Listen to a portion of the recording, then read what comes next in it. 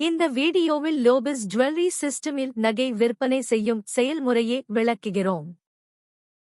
நகையை சேல்ஸ் செய்வதற்கான function, jewellery industry மற்றும் ட்ரேடிங் மெனு இன் கீழ் சேல்ஸ் ஆஃப் நியூ ஜுவல்லரி என காணப்படுகிறது. முதலில் விற்பனை செய்வதற்காக டாக்குமெண்ட் கோட் மற்றும் டிரான்சாக்ஷன் கோட் ஐ தேர்ந்தெடுக்க வேண்டும். உதாரணமாக இங்கு பண விற்பனை என்றால் GSI மற்றும் GJB ஐ தேர்ந்தெடுக்க வேண்டும். கடன் விற்பனை என்றால் GCS ஐ தேர்வு செய்ய வேண்டும். காசு விற்பனை செய்யும் செயல்முறையை பார்க்கலாம். 123 மேப்பிள் ஸ்ட்ரீட், வெள்ளவத்தவை சேர்ந்த ராஜன் என்பவர் பேனல் ஒன்றை வாங்கிறார்.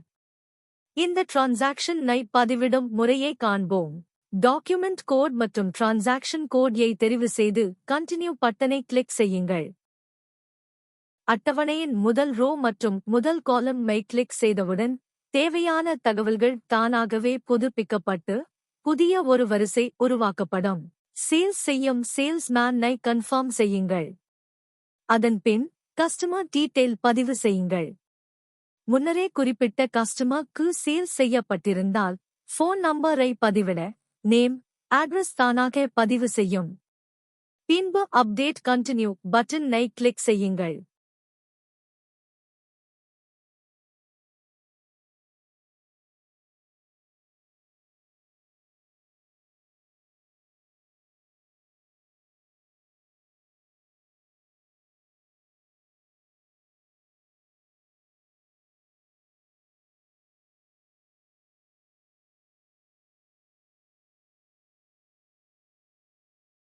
இந்த திரையில் சேல்ஸ் டைப்பை தேர்ந்தெடுக்க வேண்டும்.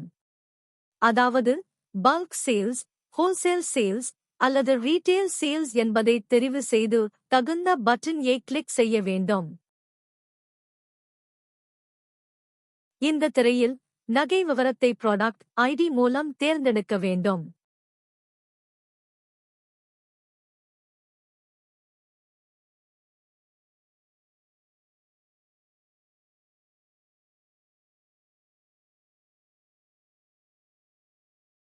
ப்ராடக்ட் ஐடி தேர்ந்தெடுத்த பின் அந்த நாளுக்கான மார்க்கெட் பிரைஸ் அடிப்படையில் விற்பனை விலை தானாக கணக்கிடப்படும்.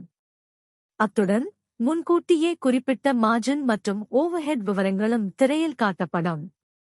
தேவையானால் மார்ஜின் மற்றும் ஓவர்ஹெட் ஐ குறைத்து அல்லது அதிகரித்து விலையை மாற்றி அமைக்கலாம்.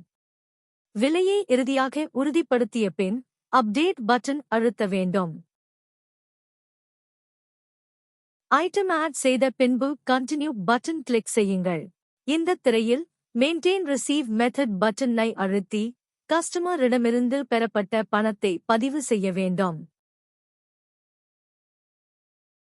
இங்கு பணம் செலுத்தும் முறையை தேர்ந்தெடுக்கலாம்.